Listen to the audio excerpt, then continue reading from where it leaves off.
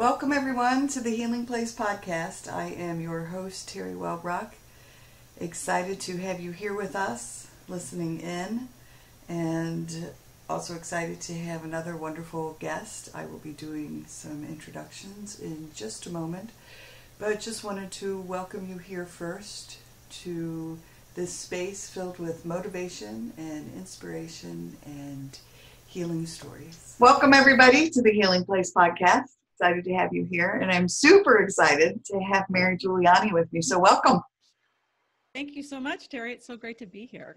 Oh my gosh, I've been excited about it. We talked a few weeks ago on the phone, kind of a little pre-interview chat, and I think we stayed on the phone for like a good half hour with each other. So I know it's wonderful. So tell the audience what it is that you do. Well, how I originally found you was through the acesconnection.com, which is a website for ACEs stands for Adverse Childhood Experiences.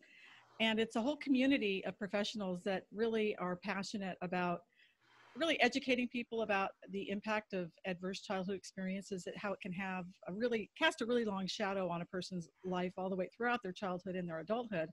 And it's really basically the premise is that when we're a child growing up in a really stressful environment, whether it's drug or alcohol abuse with parents, or fighting with parents, or sexual or emotional neglect or abuse, the child's brain is in a developing stage, and it actually gets impacted in a way to where it causes the nervous system. It's really a form of trauma, like a form of PTSD.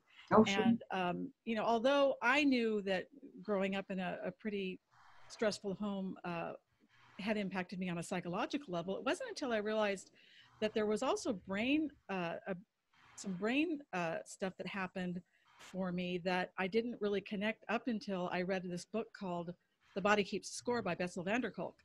And so the reason I got involved with the ACEs connection, which is all about talking about the impacts of childhood trauma or childhood adversity, was because I felt that the mental health community had really failed me in that I had struggled with food and being extremely overweight for many decades, and never realized until I understood that the impact on my brain, body, and mind from the really intense adversity that I experienced growing up was at the root cause of my obesity. Right. And so I really felt called to get the word out there that there's so many people struggling with severe obesity that don't have any idea that it's related to the way their brains, bodies, and minds were impacted from their childhood. And if they could get to the root cause, they could get to a real long-term solution. And so fortunately, I've been able to maintain 160-pound weight loss for the last 16 years. And so, yeah, I mean, it's a miracle. And I wanted to help other people really understand the possible root cause of their problems with weight in their body and, and that sort of thing. Right. It is amazing to me how many people that I've had on this show or just talked to in the ACEs community, that book comes up all the time. And it's on mine. When I give my speeches, at the end, I put up a slide of books that helped me along my healing journey, and that one's right up there. Exactly. Like on my website, it's like that particular book. I have my website, marygiuliani.net, where I've got all my favorite authors. And that particular book, I always put a little note in there. This book, and I've been on the personal growth journey for 30 years, but this book, I had more epiphanies than any other book I've read in probably 20 years. And that says a lot. And I think the reason is because it's hardcore science that shows there's literally brain scans of children that were raised in a really emotionally neglectful environment compared to a child that was raised in an emotionally nurturing environment. And it's irrefutable. It's like the brain changes, the lack of development is clearly what causes so many issues, from everything from attention deficit disorder to eating disorders like what I had. But what was really beneath my eating disorder was chronic anxiety. And, I needed to medicate myself because my brain had been changed to become hyper aroused to deal with the chronic stress in my family environment.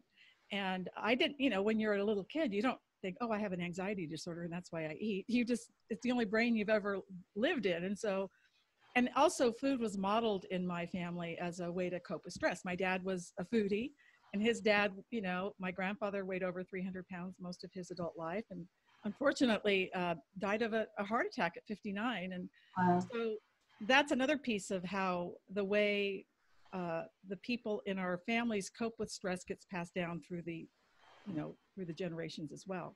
Right. Well, that generational link is starting to come up more and more in the ACEs community as well. And, Right. stopping that cycle, of whatever cycle it is. But yes, absolutely. Right. So when I read and the reason why it was such an aha for me, even I'm a life coach. I've been a life coach for 25 years. And so I'm steeped in personal growth. It's my passion. I'm always got my nose in a book or Right. watching something.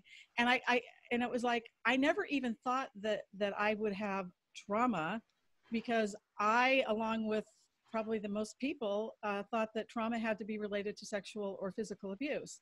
Right. And of course it is. But what's not stated and what gets so underserved in the mental health community are people like me, where I didn't have sexual or physical abuse, but mine was emotional neglect and emotional abuse. So like emotional neglect, a lot of people don't even realize that they have it or been exposed to it. But basically, when you're in an environment where your parents are fighting or just they can't resolve their conflicts, and you're obviously traumatized or upset by that, but your parents aren't able to come to you and be attuned to your feelings of sadness or anger or loss, that's emotional neglect. Or when you're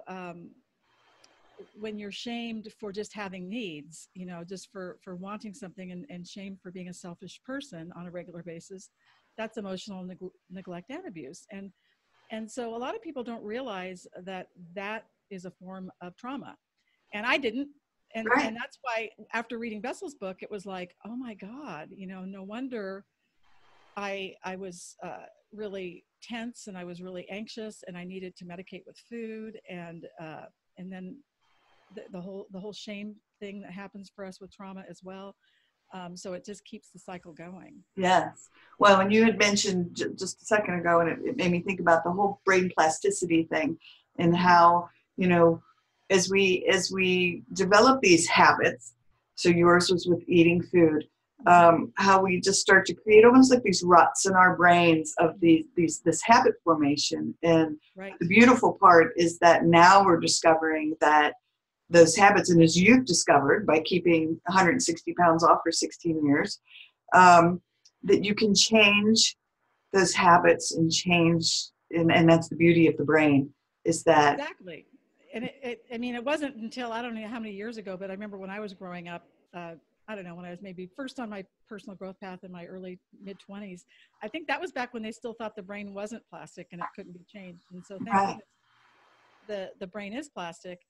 The thing, though, that really blew my mind after reading The Body Keeps the Score is all the different deficits that can happen as a result of being exposed to what they call toxic stress. So toxic stress is being raised in that crazy family where you can't have needs, where there's a lot of tension, where there's drug or alcohol abuse, all those different things, sexual, physical abuse, emotional neglect.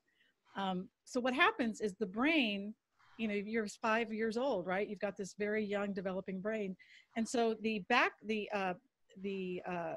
fight, flight, freeze part of the brain overdevelops to cope with all that stress, because the brain develops as it's a social organ. It develops based on its environment. So then, you're more hyper aroused, sort of hyper vigilant, like when's mom going to be drunk? When's dad going to leave? When am I going to get bullied at school? Because you're always on alert, because you have to be. Right. But the front part of the brain, which is the frontal lobe part of the brain, doesn't develop as much. And that's the part that's responsible for impulse control, where, if you don't have good impulse control and you use food to cope, it's going to be really hard to not eat.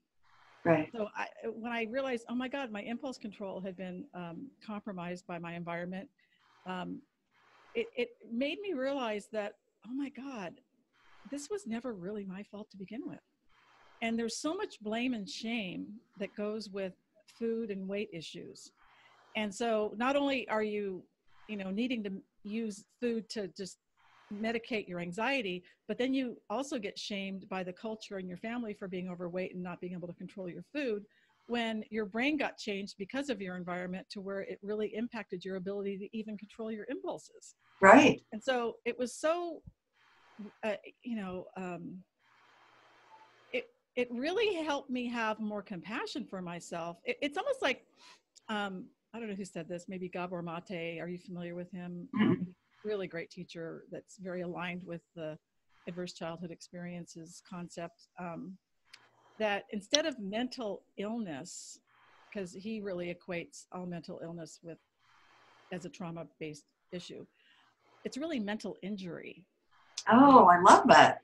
I love that philosophy. Yeah. It's like so in a sense, I was injured as a result of my environment.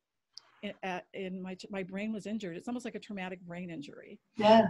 And you know, a lot of people are like, oh, you're blaming your parents, and you know, and the deal is, what I've realized is that my mom and dad parented me the way they were parented, and they really did the best they could. And it's not to say I shouldn't feel angry or sad or rage.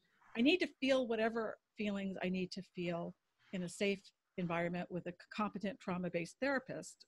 Or, but once I can process and integrate all of that, then I could realize that they really did do the best they could. I mean, obviously they were just, you know, it was crazy, and it was, as I say on my website, it was the family from hell. That's the way it felt for me. Right. I don't think I've ever had anyone explain it more beautifully. Like, that's an aha moment for me, because that's exactly the way, once I was able to process it with my therapist in EMDR in a healthy way, but I finally allowed myself the anger. I finally allowed myself the sadness. I finally allowed myself all of that. But it wasn't a blame thing with my parents. It was a forgiveness thing.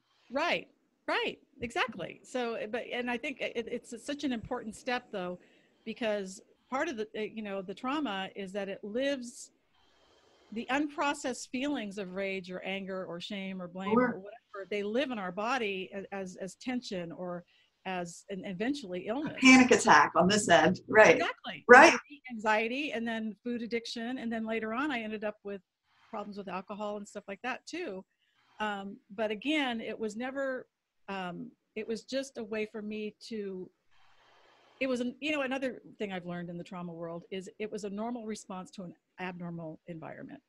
And again, it relieves the shame. And that's the biggest piece. Well, one of the biggest pieces to begin healing is, as long as I felt shame for having a weight problem or for having a problem with alcohol, it was like I just stayed stuck in that cycle of, I'm a weak, you know, person. And unfortunately, our cultures, I mean, if you look at the stats, like 50% of our culture believes that people with food or alcohol or drug problems have a moral failing, that they're weak or they're lazy, and don't realize that we're really using these things as a solution. It's not, you know, I mean, as Dr. Vince Folletti from the ACEs study found with, he was the co-founder of the Adverse Childhood Experiences study, which birthed this whole movement.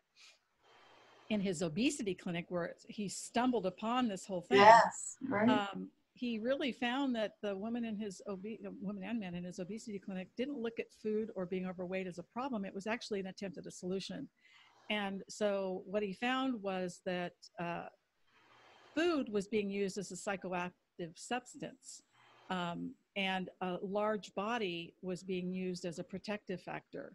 And so, like, the psychoactive substance is used, like, for example, sugar was used as a mood stimulant. Carbs or fats are used as a pain reliever or a numbing kind of thing.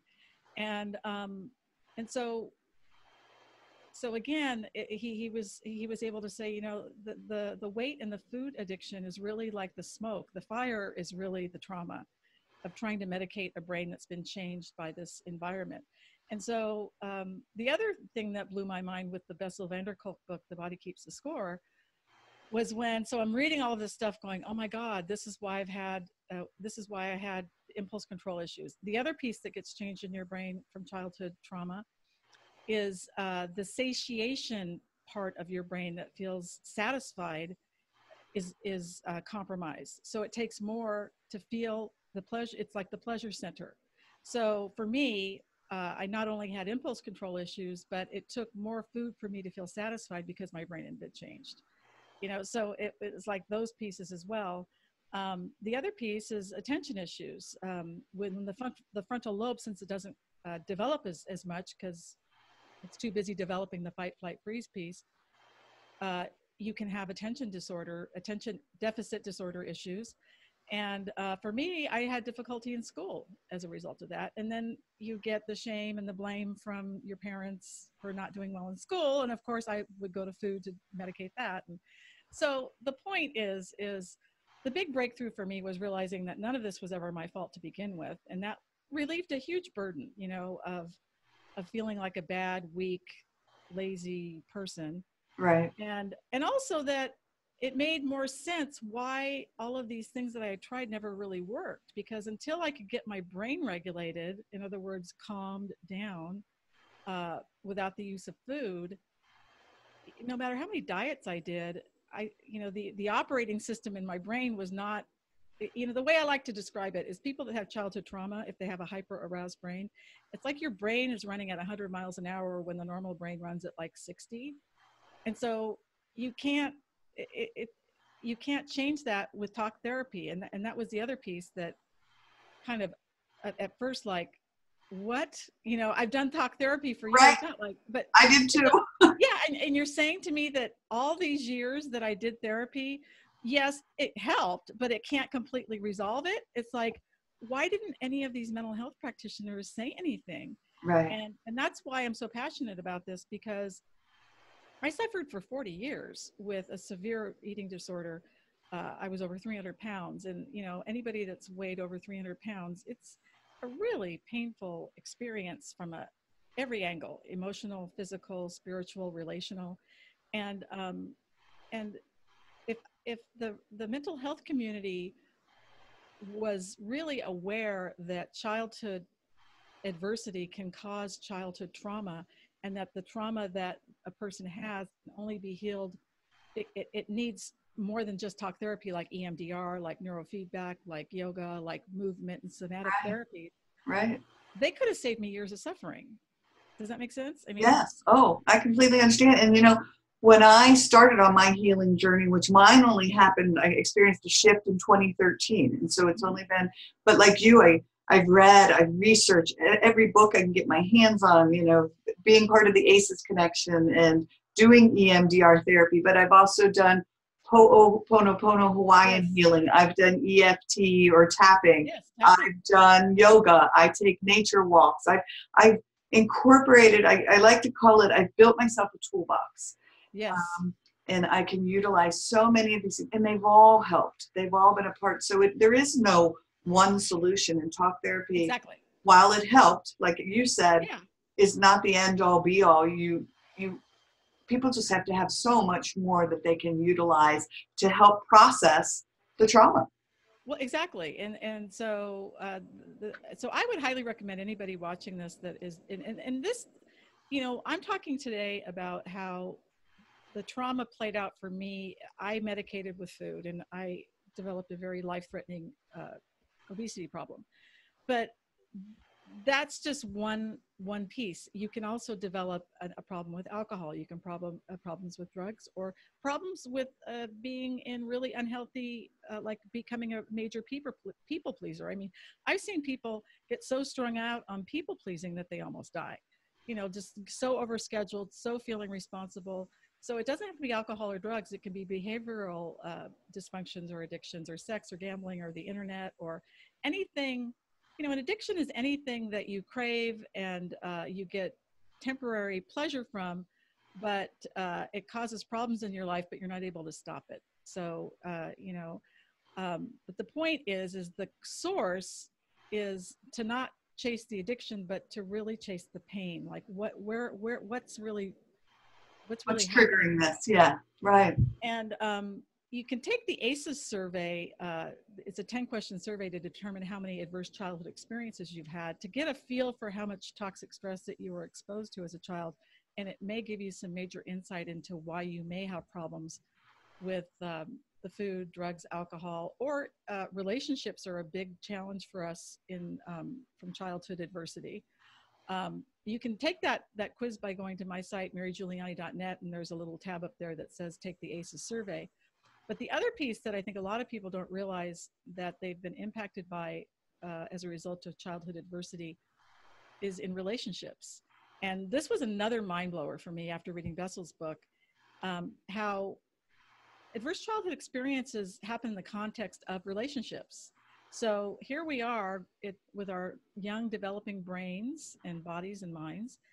And if we're in an environment that's really, really super stressful, we can associate close relationships with a stress response.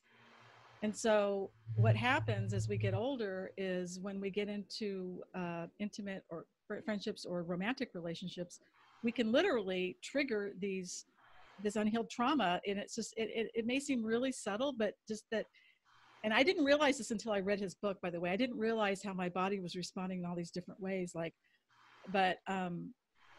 So people can trigger this stress response in us, and it can really cause havoc in our relationships. So a lot of people with childhood trauma have difficulty maintaining any kind of close relationships, whether it's friends or romantic partners, and then experience a lot of loneliness and a lot of sadness. And the reason is because we really do need those kinds of relationships to be fully happy. Or we can go to the opposite extreme and become so enmeshed that we lose ourselves. Yeah. So that's another area too. I was just going to say that I think a big part of that is the boundaries. We never were taught how to have a healthy boundary in a relationship. And I know for me personally, I found myself drawn to very toxic.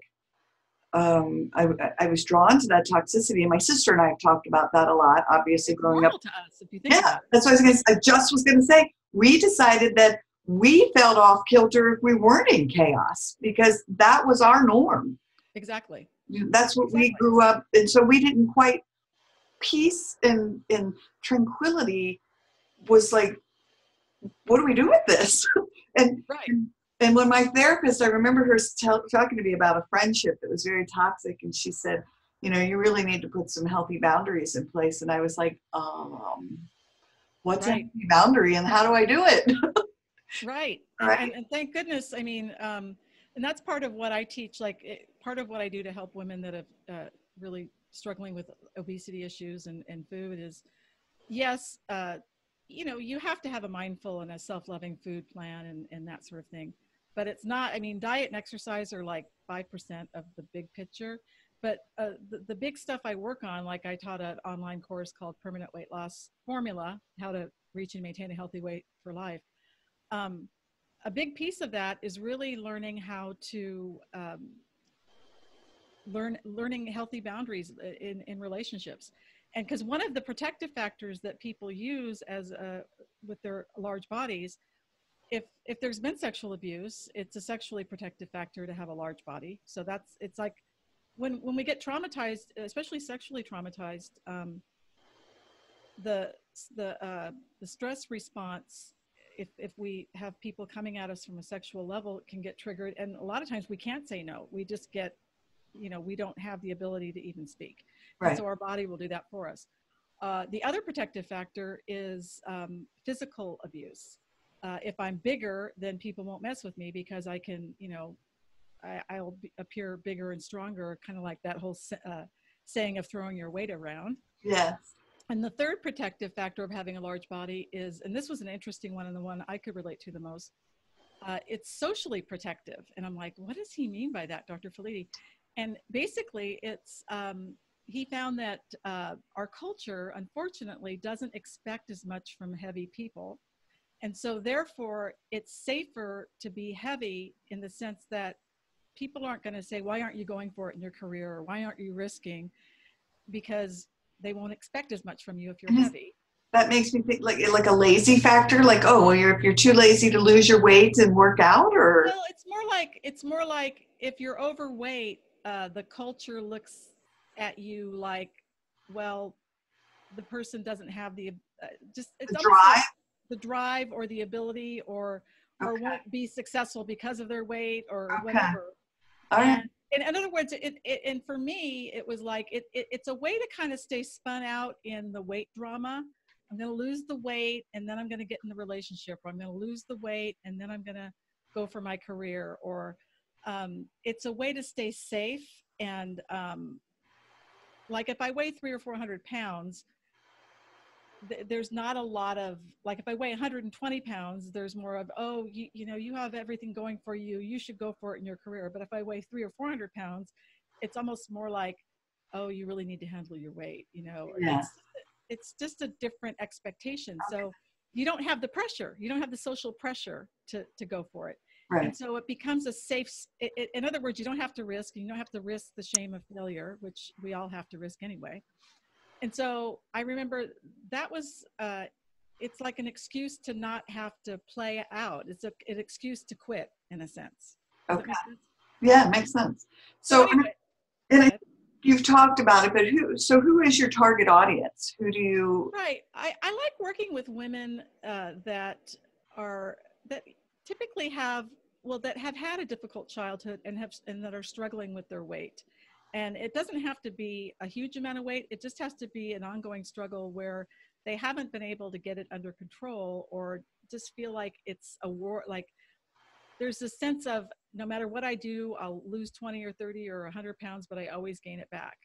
And so it's really about getting down to the emotional, like really dealing with the emotional stuff that keeps them needing to use food to cope, and possibly needing to use a heavy body to feel protected.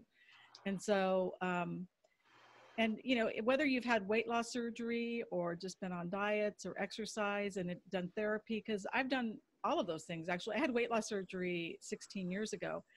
And a lot of people might think, well, you had weight loss surgery, that's how you've lost your weight and kept it off. And what's important to recognize about that is the average person after having gastric bypass surgery at the 10-year mark is only able to keep 50% of their weight off.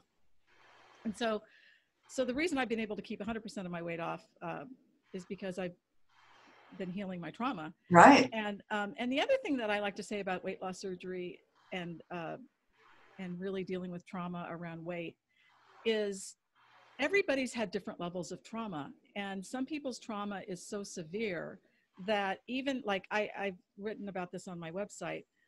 If I had known that trauma was at the root cause of my weight issues and had done all of these trauma-based, evidence-based therapies like neurofeedback and yoga and EMDR and all of these things, I know I would have gone all in and done those. However, what I've come to realize is that sometimes you can do all of these things and still have an issue, because again, everybody's trauma is different. And the way I look at weight loss surgery is as it's a harm reduction treatment. And what that means really is harm reduction treatments are anything that will reduce harm that somebody is dealing with that they can't resolve on their own. And they can be really life-saving. And the way I look at it for people with morbid obesity is I recommend people try all the different trauma-based therapies to really see if you can get your weight to a healthy level without having to do surgery. But if you can't, you deserve any intervention that will work for you. And the way I look at it is this: if you were injured in a car accident and you hurt your leg and you went to a doctor and the doctor said, well, just do physical therapy for 3 or 4 months, see how it goes. And if not, we'll do surgery. It's the same thing. We were injured. Yes. You know? And this therapy might not completely heal it. And if you need weight loss surgery to save your life, get weight loss surgery. I mean, obviously talk to your doctor about it, but there's so much stuff around even weight loss surgery, like, oh, you should be able to do it on your own. And it's like, you know, if you got injured in a car accident, you wouldn't say, well, you should be able to heal your leg on your own and not have surgery. You know what I mean?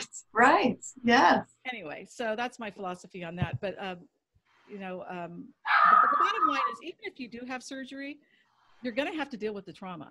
You're going to have, or you'll likely gain half your weight back by 10 years. And as you know, weight is not the only thing that can get out of control with unhealed trauma, but then with our nervous systems being so hyper aroused, we're at risk for a lot of different diseases. Sure. You know, with like heart disease, cancer, autoimmune diseases, if we don't get the trauma healed and our nervous system calmed down. Right. So really important to get to the root. And plus you're going to have better relationships, you know, better health and everything. So yeah. Right. Wonderful. And that was my puppy Max in the background. Just if you heard Max going crazy, I think that my son came home and the garage door went up, and so Max was like, "Ah!" So Yeah. Max saying hi to everybody. So, and I think you've covered some of this. You know, one of the questions I had sent you was, why is this topic so important to you? And you've certainly addressed that. Nobody's not that I haven't really seen anybody that prominently out there talking about obesity being caused by unhealed childhood trauma. And the fact that the whole ACEs study started in obesity is kind of mind-blowing. And just so you guys know, for stats on this, if you have 4 or more adverse childhood experiences, and again, that's how you find out that is by taking the ACEs survey, which is on my site, marygiuliani.net. And if you have 4 or more, you have a 250% chance of having severe obesity, which is being 75 pounds or more overweight for the average woman. So there's a definite link with that. And I think it would relieve a lot of shame, but as importantly, get people the kind of treatment that will work at getting to the root cause, which is healing the trauma, and also finding ways, a healthier relationship with food in your body, and a healthier relationship with yourself and other people. Because the bottom line is, I didn't get the emotional connection and attunement that I needed. And so food was there when my parents couldn't be. Right. And so today over the past 20 years, I've been working on my emotional healing. So it's been learning about just how to be vulnerable, how to pick safe people, how to say no, how to disappoint people and not go into a shame spiral. Right. Stuff like that. And but we didn't get taught that, you know, in our dysfunctional families. I at least got taught to feel responsible for other people's feelings. And you know, and so a lot of what I teach my students is emotional how to do healthy emotional relationships, how you need healthy emotional relationships to have true fulfillment, but also how to manage a food and exercise plan. Because even today, I still am impulse. I still have some impulse. You know, I do a lot of neurofeedback. I do a lot of different trauma-based therapies, and they've helped tremendously. And I know that I'm still not. I don't have the impulse control that I think a person without trauma has. And so I've learned how to put myself out of harm's way with my food plan and not beat myself up when I do eat when I'm not hungry. And you know, so there's really, I think it's really important for people that have experienced trauma to learn how to negotiate maintaining a healthy weight and having a food plan that can work for them, even based on their vulnerabilities around trauma. I don't know. Oh, absolutely. No, it absolutely makes sense. And one of the things that Sammy's sitting here next to me, she's saying hi. Sammy. Can you say hi? I love it. I love it, the fact when you brought up the whole ACEs and the score of 4 or more. Mm-hmm. And how many things jump up? I mean, not just the obesity, but your chances of, you know, diabetes and heart disease. But the beautiful part too is that the resilience factor and how, you know, especially for kiddos who are exposed to these, you know, environments that they may be having a difficult time in their family, is that we're now realizing that if we can help build resilience in these children and absolutely and teach ourselves resilience and how much hope there is in that. And that's what you're doing, I think, you know, with your work. Yeah. And thank goodness there were some resilient sort of factors in my childhood to where I didn't completely go off right. I did go off the rails. I'm not going to say I didn't go off the rails. Right. And thank God, though, I got onto my personal growth path when I was 27. So I didn't know it was trauma, but I knew I had a lot of emotional stuff to work through regarding my eating problems and my alcohol problems. So I got into recovery, and I got into codependency recovery, and I did a lot of different 12-step groups for many years, and ACA. And so I really learned a lot about boundaries and healthy relationships, and being true to myself, and letting go of guilt and shame. And but I didn't know I had trauma till just recently.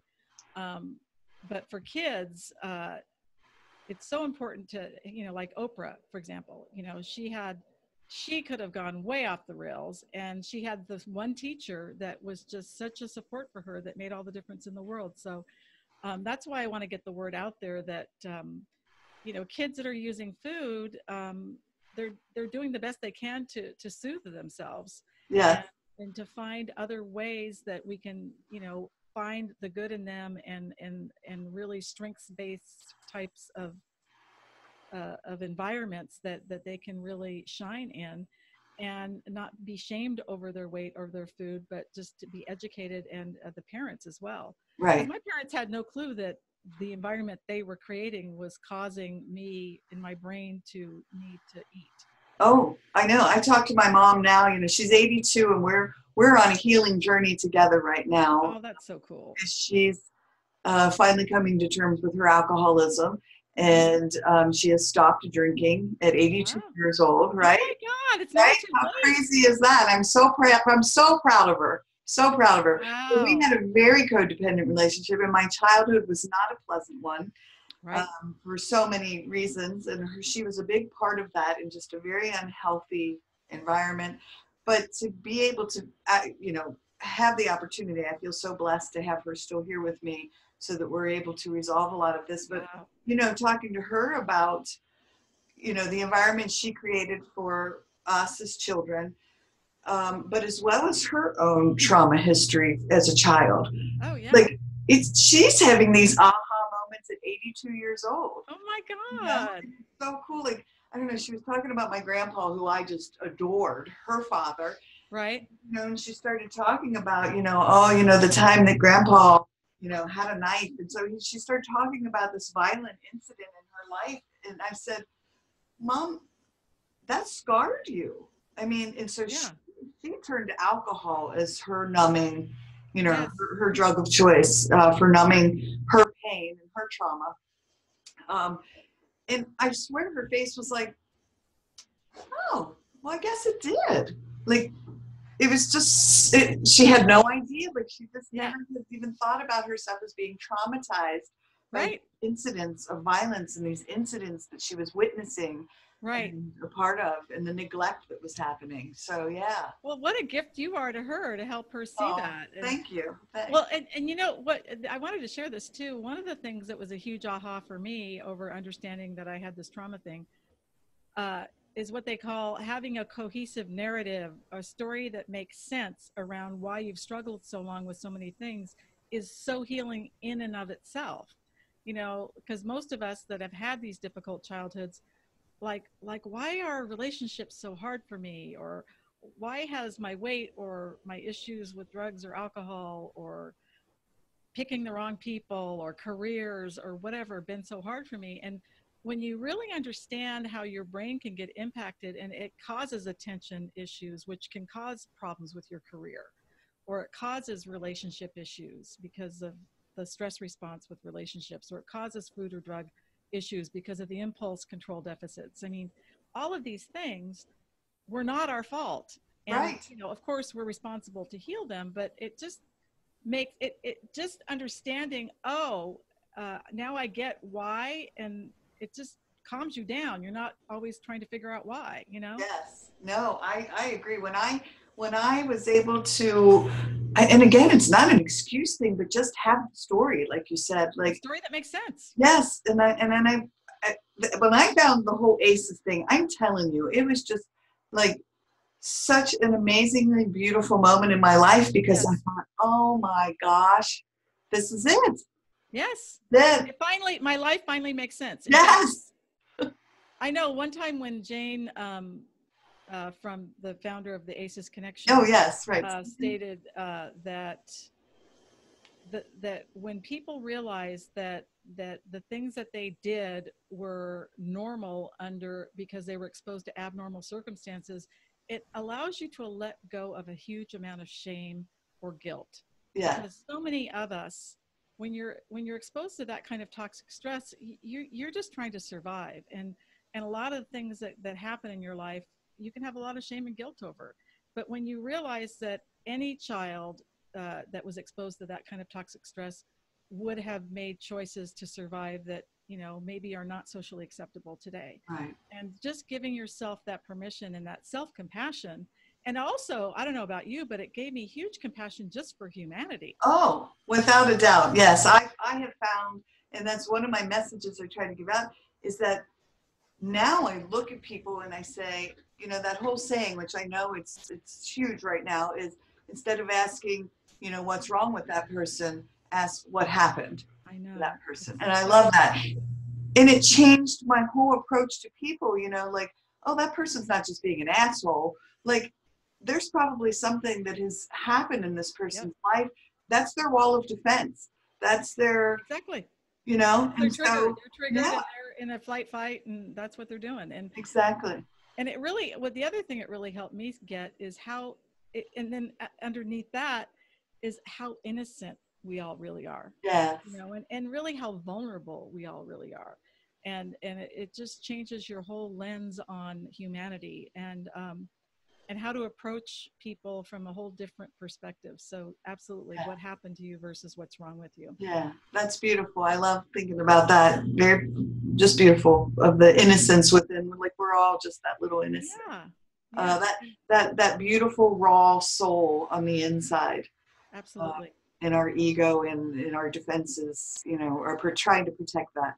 Yeah. Exactly. And when we can finally see that within ourselves, to me, that's when huge amounts of healing can happen, because you're not starting off feeling like, oh, there's something wrong with me. I'm bad. Nobody's going to love me. It's more of, oh my God, I got injured. Yeah. Oh my God, how can I get the support I need to heal? And then it just opens up so many doors, and it lifts so much burden. So that's what I want to be a voice for people out there. Well, beautiful. And I love it. All right. I'm going to get to my favorite question that I swear I'm going to make into one of these days. So, because I love the answers. So if you could meet anyone, dead or alive, who would help you with your journey, who would it be? Well, Oprah Winfrey, I'm telling you, she's my hero. And that was actually, my dream team. So, I created my dream team of who I'd have on it. She's on it. So, well, I'm sure you probably caught the 60 Minutes piece. Oh yeah, with Dr. Bruce Perry. Yeah. Yeah, and this was just, what are we in 2018? A few months ago, I think. Yeah, just a few months ago, right. So anybody watching, if you could probably Google it and find it, but it was thrilling to see her address this, since obviously she had a lot of trauma growing up. And she even said in that interview, if I could dance on the tables about trauma and people would listen, I would do it, because this topic is so near and dear to my heart. And I'm like, Oprah, I would dance on the tables with you. Yes. So my goal and my dream and my vision is to engage with her on this topic and really create a platform so that it can really get out there to the world. And I think between Oprah and ACEs Connection and all of us trauma warriors that are out there sharing their stories, I think we can do it. It's because this is about, human dignity and about really getting that we all really are doing the best we can. And when we come from that place of compassion and really helping people heal versus punishing and blaming, the whole world can change. So. Oh, without a doubt. And I think as more of us join hands and our voices raised, in unison together, all of us trauma warriors, the more that people are going to come on board. Because like you said, we've all been traumatized in one way or another. Right. And if we can all just connect in that way to help each other heal. Right. What a beautiful world it's going to be. So, absolutely. Yeah. Well, we're on our way, Teri. Yes. Woo. Well, is there anything else that you wanted to address? Yeah, I mean, if any of you watching or listening are looking for help around any kind of trauma issues, especially with weight or any kind of addictions, I mean, this has been something I've been able, thank God, to heal on, and I live a life that I truly love today. And literally, the war with food, weight, in my body is over, and it can be over for you too, or any addiction. So if you want to find out more about what I do, I'm a life coach and I'm also a speaker. My website is marygiuliani.net. That's Mary, Giuliani.net. And I have my whole story on there. I have stuff about my permanent weight loss formula program, and also my speaking. Also, just so you know, I'm just going to put a little preview out there. I just had some of my music. I'm also a singer and a songwriter, and That's so cool. I used to do a lot of gigs back in the 90s. And so I recorded my own album of 12 original songs, and the album's called I'm Showing Up for My Dream. Oh. And I got the cassette digitized, so now I have it on a CD Baby, and it's getting distributed out to iTunes and Spotify. And so it'll also be on my website if you guys want to check it out. And all my songs are really about personal growth. Oh, I'm totally going to check it out. I'm so excited. Yeah. So that's very cool. And you have a resource library on there as well. Oh, yes. I've written, oh, God, my gosh. And a podcast. Yes. I actually host a transformational talk show called Mary Giuliani Live, where I interview other trauma survivors or voices in the community that want to make a difference to help people really improve the quality of their lives, heal from trauma, or really just go for their dreams or follow their soul's calling. One of the things I discovered after reading Bessel's book, The Body Keeps the Score, is, oh my God, this is my calling. I mean, I knew that my calling was around helping people live their dreams.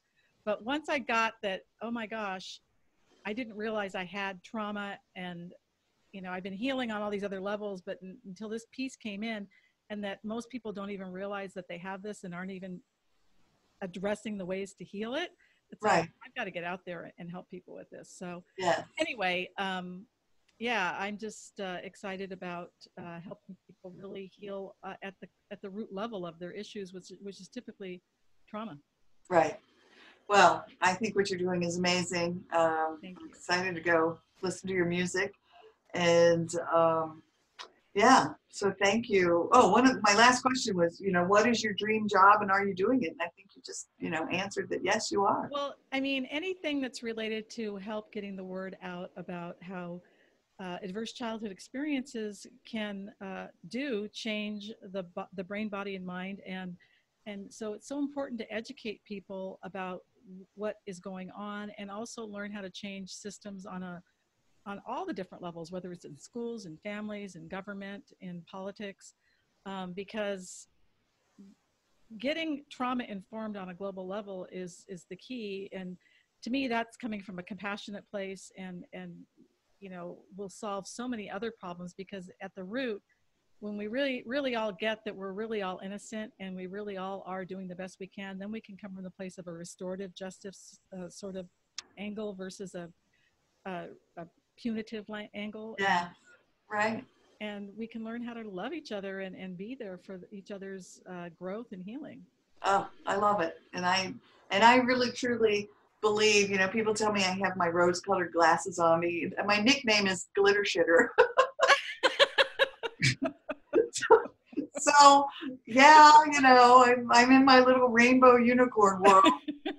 But nothing wrong with rainbows. That's right. I just have that philosophy that, as we all do heal, this world is going to start to heal, and it's just going to be just such a more beautiful place to live as we embrace one another on that healing journey. So, yeah. Well, thank you for all you do, because this is all what we're doing. So yeah, exactly. All right. Well, I'm going to do a little closeout here. Everybody, thank you for joining us today. And until next time, be gentle with yourselves. Bye-bye.